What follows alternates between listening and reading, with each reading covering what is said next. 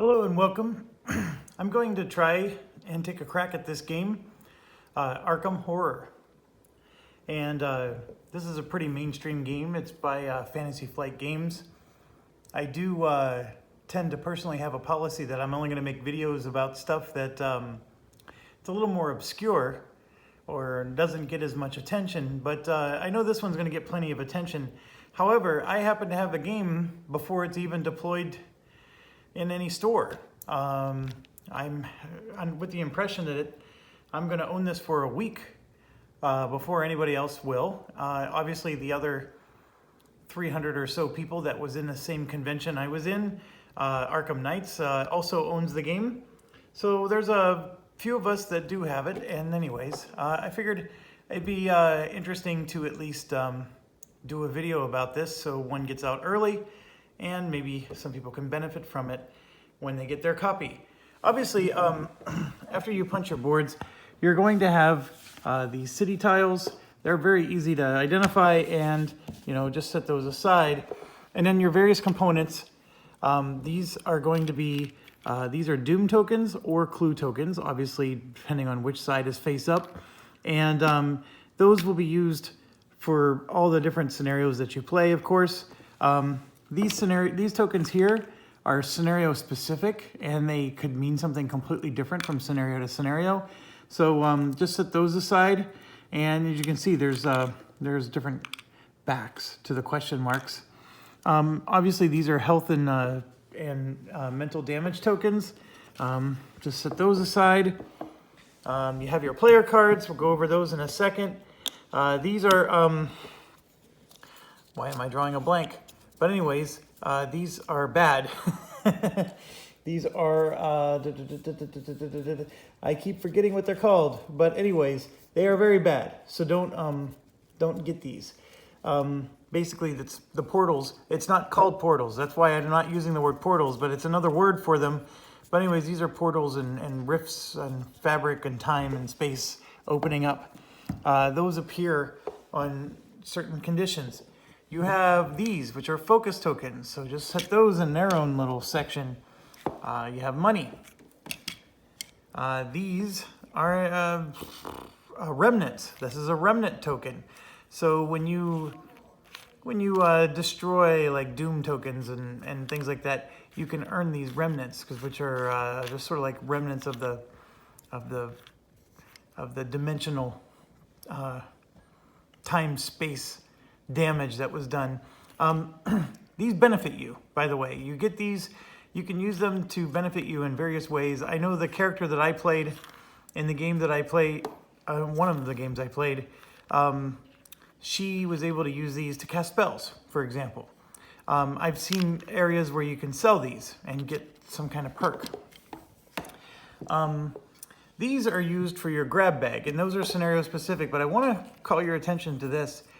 There are tokens which are blank, and they're intentionally blank, and they're supposed to be blank because these are actually really good if a player draws one of these. You're going to notice them in your punch board, and sometimes in a punch board, you know how they sometimes have space for extra tokens, and so then you can punch these little white tokens and you think, oh, well, that's just garbage. Please, please, please don't view these as garbage. These white tokens are meant to be used in the game, so don't mistakenly think that they're extra or meant for garbage. I do wish FFG would have put something on them so that way they were a little bit more discernible, but these are wonderful tokens. As a player, you want to draw these. So, when you start a scenario, these are the scenario cards.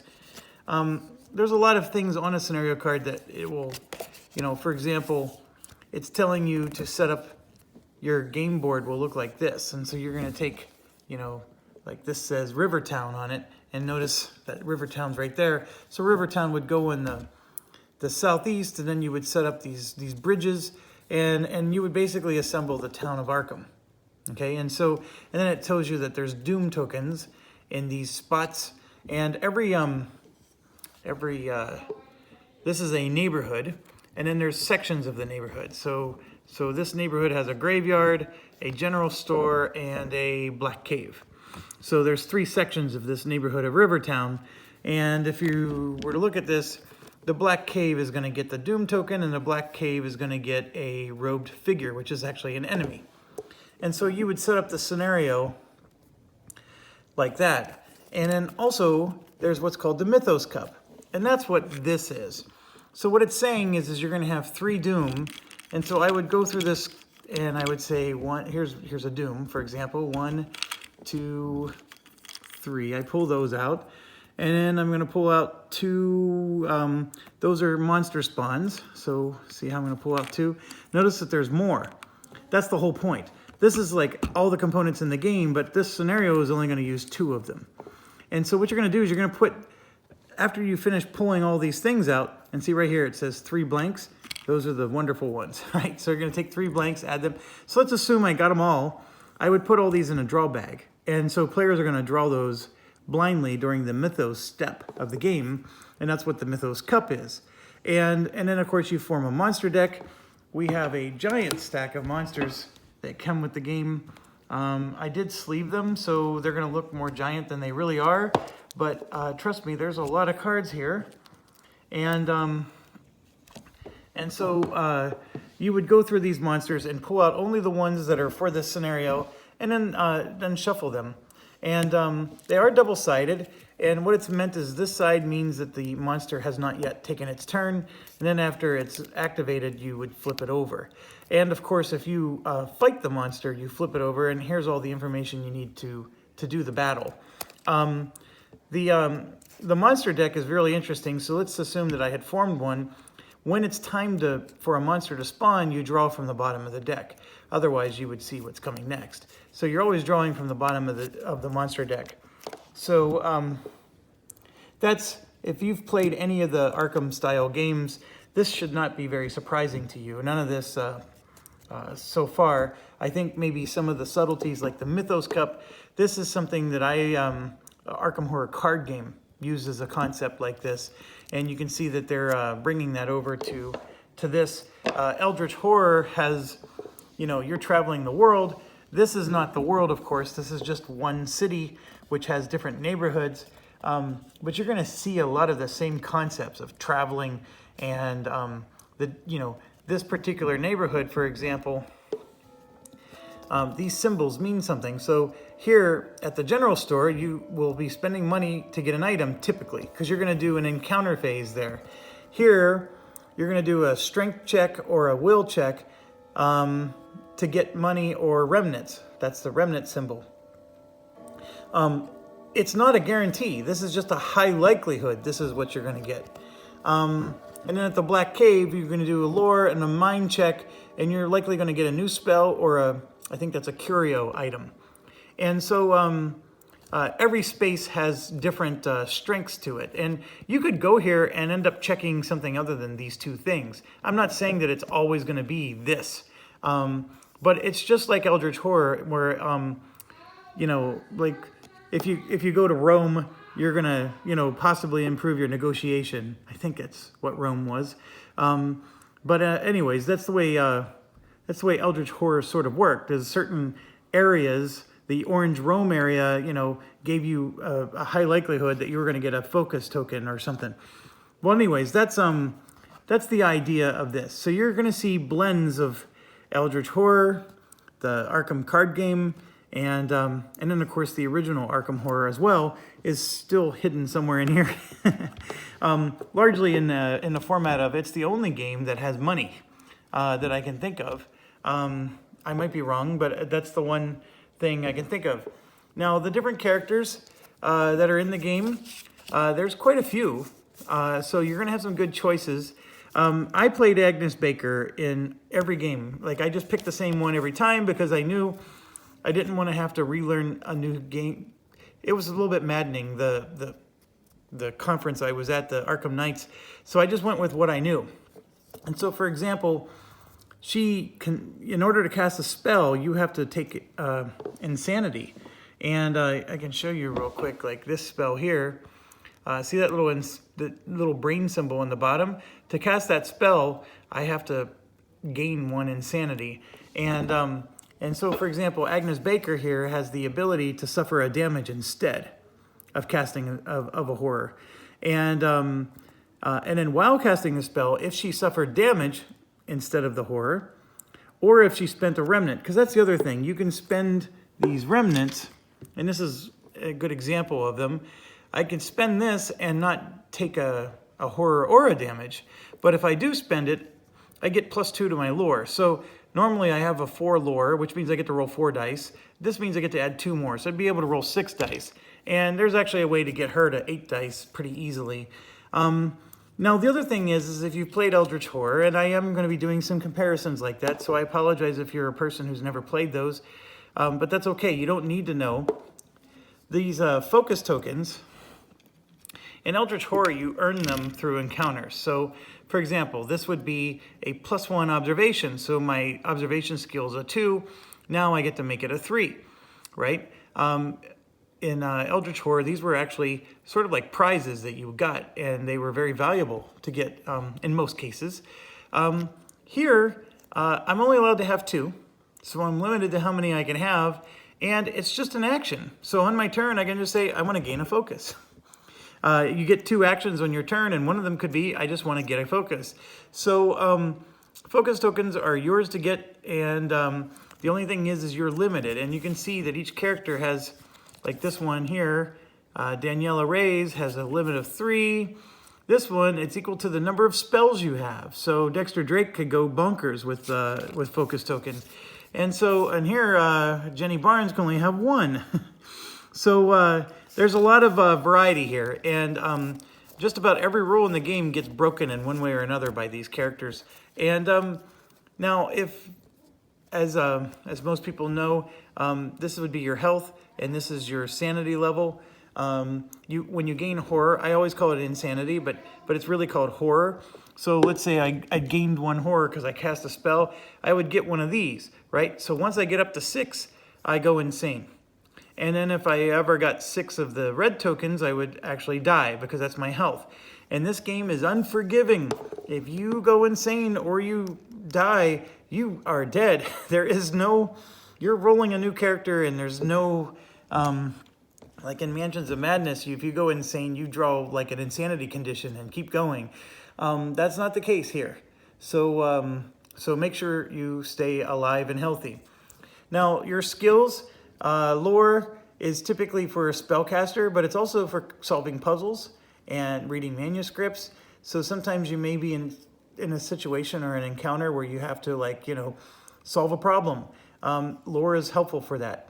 Influence, of course, is going to be good for opportunities to make money and to negotiate other people. So if you meet other people and you're trying to, influence them, really, that's really what it is.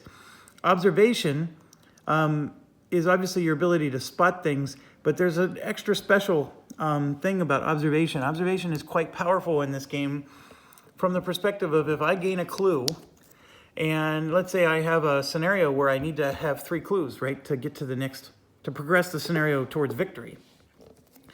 The only way I can put this clue on the scenario token, on the scenario card, is I have to do what's called a research action.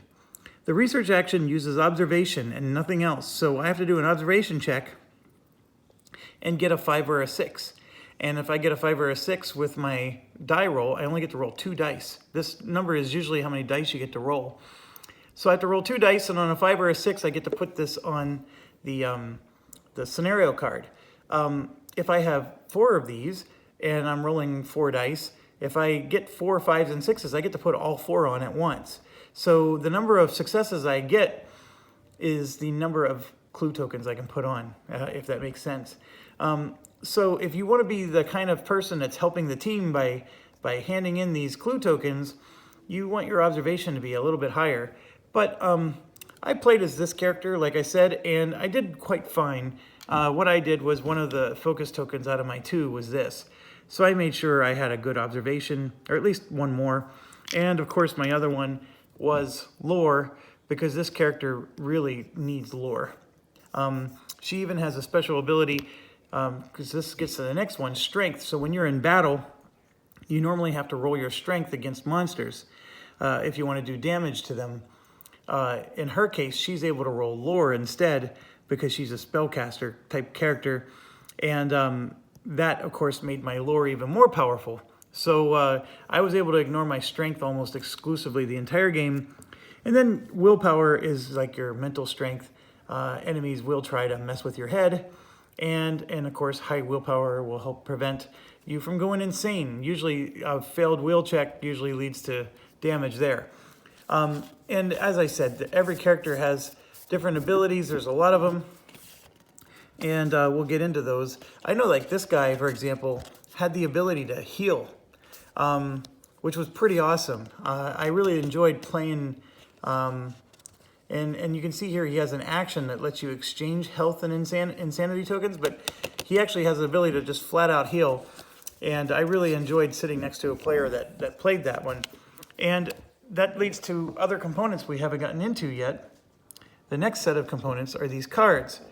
Every character gets their own unique skills cards. So for example, Wendy Adams here has Mr. Potterson, Mama's Amulet, and a mysterious photo. And let me find the one that I know, because I don't want to talk about stuff I don't know. Oh, she's in here. Let's find Miss Agnes.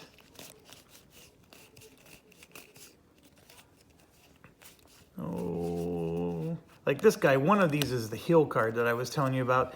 All right, she has 2 spells, the Storm of Spirits and the Flesh Ward, and this Heirloom of Hyperborea.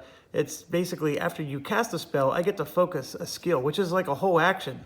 It takes a whole action to focus a skill, and basically if I cast a spell, I can focus a skill for free. So that's pretty cool because you actually can spend your focus points to reroll dice. So if I roll a skill check and I fail, I can spend focus tokens to reroll 1 die for every focus token that I spend. And I can even spend like a observation focus token in order to reroll a strength check. So it doesn't even have to be of that skill. So anyways, this is nice because I always was able to keep my focus tokens really high with her. I did enjoy playing that character. One thing I do want to point out though, yes, you get these are all unique things for each character, and those are very important. So when you're looking at the character card, don't just think, well, this is all you get, right? You know, I get these 2 special actions and that's it. No, I'm getting these 3 unique cards that also give me things like these 2 spells. But I do want to point out that is written on the back. It's telling you get the Heirloom of Hyperborea. That's the one that gives me the focus. But here I have to choose one. So that's another thing. I get 2 spells, but I only get to pick one of them to play the game. If I play the game as another time, I can pick the other spell. But for one particular game, I can only have one of the 2 spells. I don't get to start the game with both of them. And then, of course, it says I start with $3. So every character is going to have different starting conditions. Oh, excuse me. And I don't know if there's a character that gets all of them. I think most of them have a choose one situation. Yeah, you can see they're all saying choose one at the bottom. So nearly all the characters are going to get a choice. Oh, here's an interesting one. You get a dark, both Voice of the Messenger and a Dark Pact condition. So if you take Voice of the Messenger, then you get a Dark Pact along with it. Otherwise, you don't have to take either. That is actually very cool. I think the Voice of the Messenger one is how he healed himself. Or no, until the end of the time was how he healed himself. Anyways, this is a very fun game. That's all I can tell you. Okay, moving on. These are street tiles, and they're used to connect these. So, you know, they'll connect like so, and they will connect one to the next. I, so far, don't understand if there's any difference between a bridge versus a street. That's a street, this is a bridge. The scenario setup does separate a bridge from a street and tell you which one's which. As of right now, I think it's just thematic. I honestly don't know, but I haven't played the game enough times to tell you. They do have special symbols on them to show you that they're street versus bridge, but they're all considered street encounters for the purposes of the game. These tokens here, These are for players to indicate whether they've taken their turn. So they would start here, and then after they take their turn, they go black. And then, of course, you could just leave it that way, and then the next round, after they take their turn, they go white. I mean, there's no reason it has to be one side or the other. But I do want to call your attention to this one. One player out of the group is the leader, and that leader does not change, and so they get the special leader token. The only thing that the leader gets, rule-wise, is sometimes, let's say a monster is going to spawn, and it says they're going to spawn in a place that has the most doom. Well, you might have 4 spaces that have the same amount of doom. And so which of those 4 does it spawn in? The players get to decide where it spawns. And if the players can't agree, the leader breaks the argument and makes the final decision. Otherwise, it's a player's choice. Okay, obviously we have our actual player tokens, if you will, cardboard things, and then you're going to get, you know, the standy, you know, plastic that you'll plug them into. And I did point out we have spells. That's what these are. We get allies. They're blue. And these are your items and curios. Sometimes they call them curios. See, like this is an item and a curio. So sometimes you may have to draw an item, or sometimes you're drawing a curio. I think they're all items, but the curio is a particular type of item. And then you have this is all the unique stuff, right? So something unique. So you just have a big pile of those. And then you have conditions. And if you've played any of these games, you know what those are. But the conditions are pretty straightforward. We have Blessed and Dark Pact. This isn't like Mansions of Madness. You don't have like Broken Leg, or the conditions are pretty light compared to those other games. So there's not a million conditions. In fact, this is all there is. I think there might be a condition here in the unique, like, yeah, there's a Dark Blessing. Yeah, that's it. I mean, there's no such, you know, you don't have like Broken Leg or some of those other ones, or even Insane, like Mansions of Madness had. We do have to put this together, and I need to do that still. And what it's going to be is, it's really hard to describe, but the one thing I skipped are these 2 big stack of cards. What I want you to understand is that there are cards. So I'm going to grab these, for example, and you can see that they say Uptown, and so they're. If you've played Eldritch Horror, you probably understand how this is going to work. You're going to do an encounter based on the space you're in. So if I'm in an Uptown space, I'm going to draw an Uptown card and then do whatever the encounter says. So the issue here is this card says 1 of 8. So when you're setting up your game, you want to have the 4, 5, 6, 7. You want to have those cards in their own pile. So this is a very small pile, right? It's only 8 cards. Every location only has 8 cards. And so you set those aside. Those are very important to keep separate. So when you're looking at the cards, these are the cards as they came. Here, let me move these out of the way and move these forward. These are the cards as they came in the game. And you can see here with the streets, we're probably going to have, we might have more than 8. Nope, we still only have 8, right? And you can see here, it's always indicated on the bottom right corner. Now, why am I explaining something that seems so blatantly obvious to you? And what I'm going to do is find it right there, actually. So, give me a second. I'm trying to get this sorted. We sorted Uptown and 8 cards, okay? We already did that, and I told you to set those aside. So what on earth are these? And you're going to get confused if you're not paying attention, and you're going to look at these, and you're going to see, oh, well, this is 21 of 24, so let me just, you know, put those in the same pile. Nope, don't do that. Don't. These are clue cards.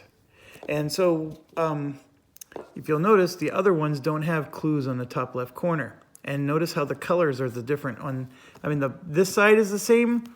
And so here, let me show you. This is how it's going to play out. And if you've played FFG's Fallout game, you'll be familiar with this mechanic. So this is like our stack of encounters, right? And so when it's my turn, if I'm sitting in Uptown, I'm going to draw an encounter card and just do whatever it says. Well, if a clue appears in Uptown, right, and that's possible, clues are going to pop up in the game. If a clue shows up in Uptown, I'm going to draw one of these clue cards. See this right here? That's a clue card. This clue card, then I draw the top 2 cards of this, and I'm going to shuffle the clue card in, right? And then I'm going to put that on top of the deck. So one of the top 3 cards is going to be the clue card, but you can't tell by looking at this side of the cards. So you have no idea how many times you have to draw a card from here to get to the clue card.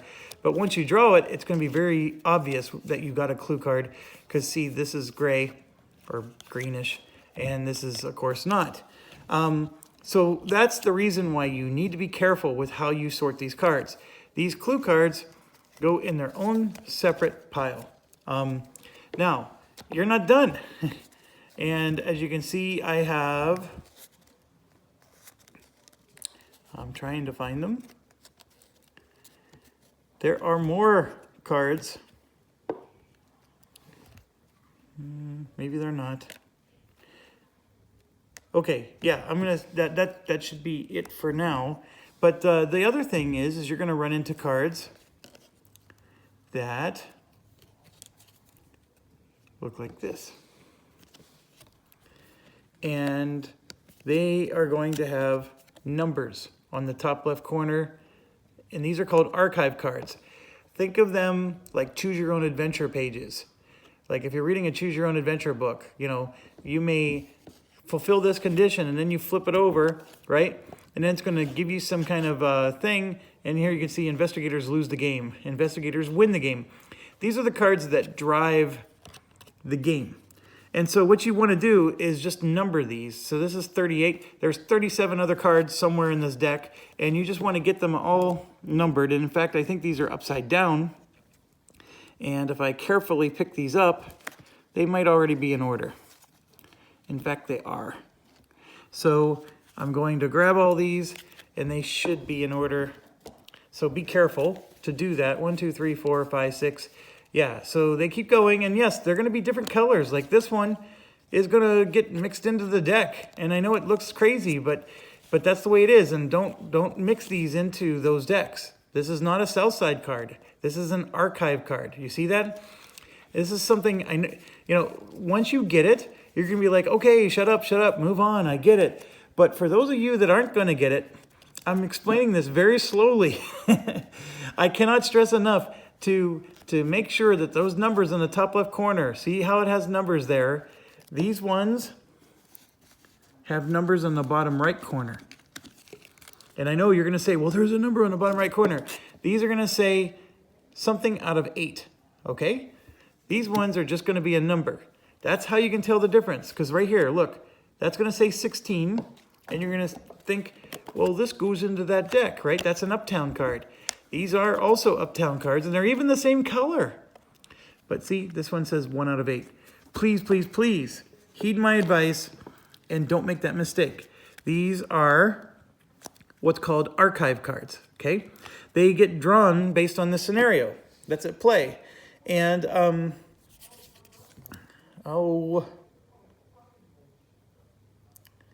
I'm just checking. These archive cards will come out as the game tells you to. And it's just like a choose your own adventure game. Think of it that way. When you meet this condition, you're going to flip this over, and then it's going to tell you to do something. Like in this case, if a space has 4 or more doom, blah, blah, blah, and so things are going to happen. And let me find one here. This, in the box, it's telling you, if all this stuff happens, do this. If something else happens, do that. And these, oh, by the way, anomalies. That's what these are called. These things right here. And some of the game rules are defined by these archive cards. Like, actually, anomalies here is defining how anomalies work. So the game rule for anomalies is right here on this card. And I think they're also in the rule book, but you're actually going to learn more about anomalies from this card than you are from the rule book. And here we go, Deja Vu, right here. When there's 3 or more clues on this scenario sheet, add card 4. So what it's saying is you come here and you grab card 4 and then you add that to your game, okay? All right, I hope that makes sense, and I will set those aside. We do have reference cards for the players, and they are very nice. One side tells you all the phases of the game. So you're going to take 2 actions. The monsters are going to go, and by the way, the monsters auto damage you. You don't get to like defend yourself against them. There is a way to evade the monsters, which is, I always call it stunning them, because the monsters basically will spend their whole turn just reactivating themselves. Be careful with that. Monsters do have to engage you, so it's a lot like Arkham the card game. And yeah, if they're exhausted, they would ready. There's an encounter phase. That's where you're drawing these type of cards. And encounters do change based on whether there's an anomaly in your space, which are these portals, right? That's an anomaly. That'll change the encounter you get. And then the encounter changes based on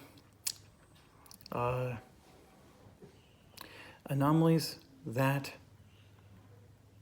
There's one, oh, if you're engaged.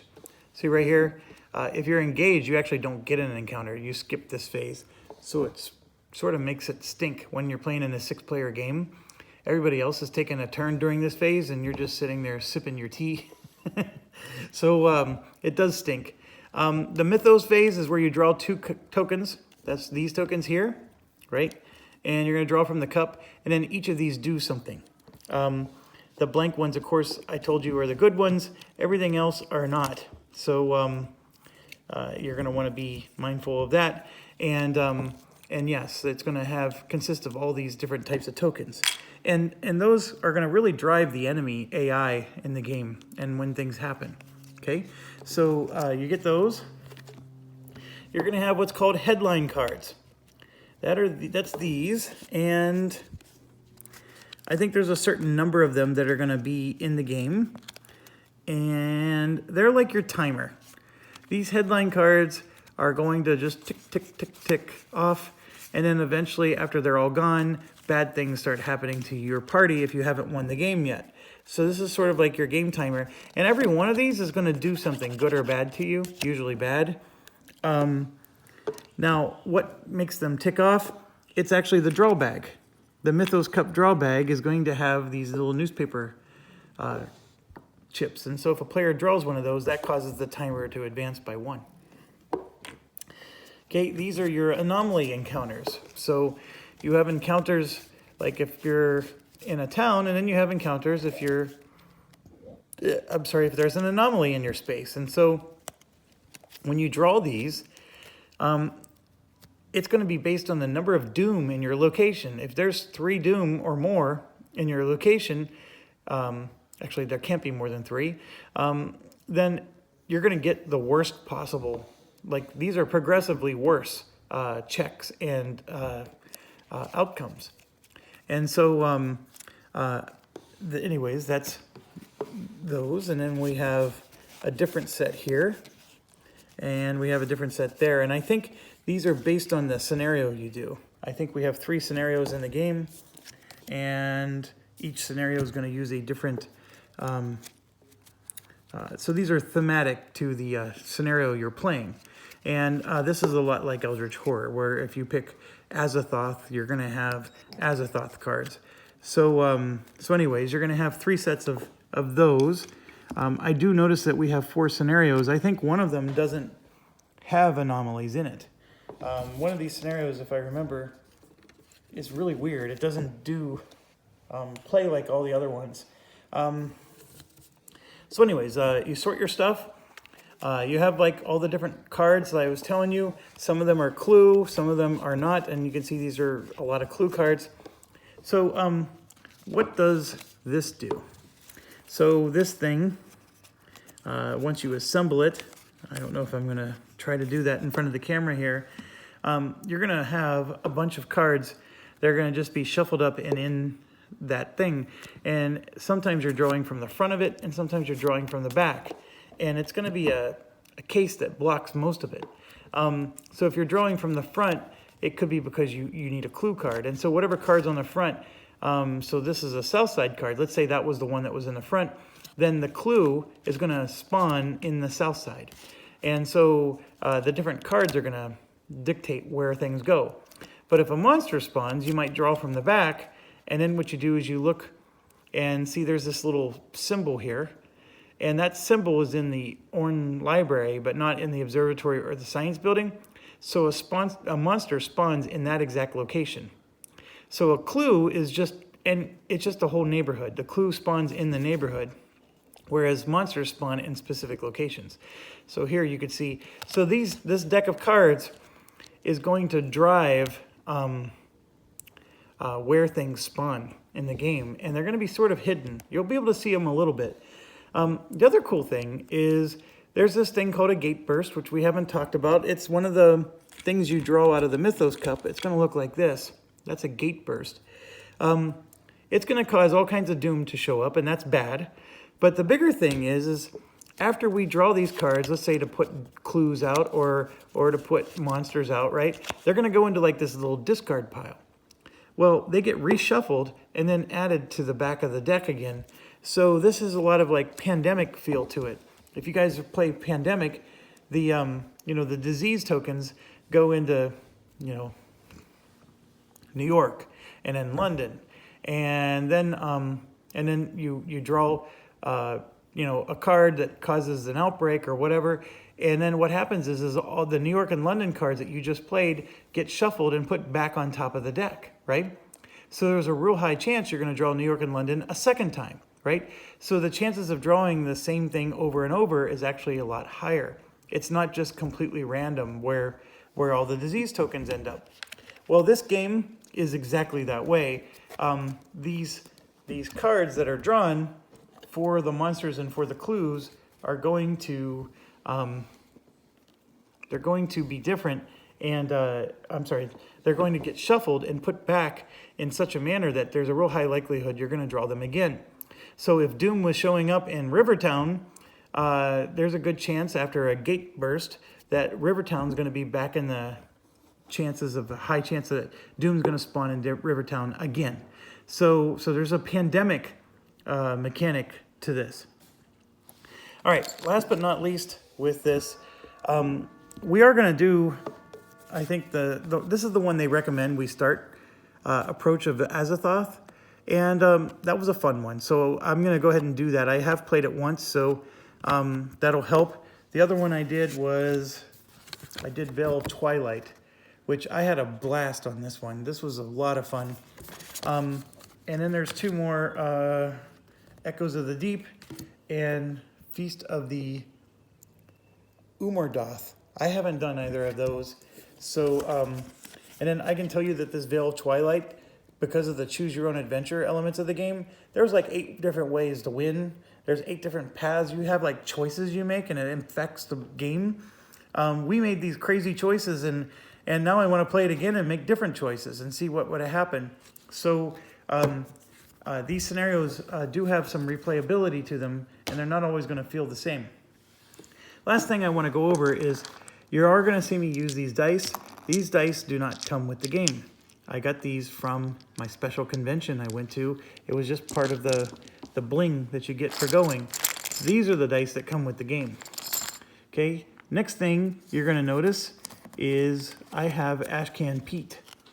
Okay, that is a promo character that I got for going to the Arkham Knights convention, and he does not come with the game either. So we're going to check him out. Obviously, Ashcan Pete, if you're familiar with us, he comes with a guitar, and of course, Duke the dog is always with him. So, and last but not least, you're going to see me using this. This is a rule book that's hardcover. And you will definitely not be getting this with the game. And this was also a special feature that we got. So it's all the same rules of the game, but it's going to have some artwork in it, and it has a whole bunch. I mean, literally 3/4 of this book is flavor text, talking about every location and giving you wonderful background. I'm not really into the Cthulhu universe, but I actually enjoyed reading this. This was very good, and then of course the actual rule book is in there. But for those of you who don't have this, you're going to have your typical FFG style rules reference book, and then there's a separate rule book over here, and like a learn to play book and a rules reference. Okay, I know these rules quite well. I've played this game 3 times, and I have to admit that we had a demo guy who was doing a lot of the manipulations, and so sometimes you can enjoy the game and play it and know the rules from that perspective, but then, you know, like when this gate burst is drawn, to know how to shuffle the cards and where they go afterwards, you know, those are the things he took care of for us. So there's stuff like that you might see me pause for, but I'm pretty much able to just dive in and play. And so what I'm going to do is I have to finish sleeving some cards. I'm going to get them sorted, and we're going to set up scenario 1 and play. So I'm going to go ahead and stop here. This was just an introduction.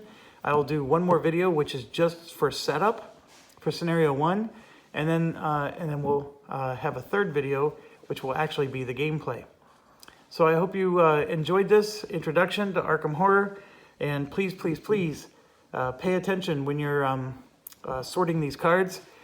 Don't mix them up. It'll make your life a lot more miserable later. And thanks for watching. We'll see you soon.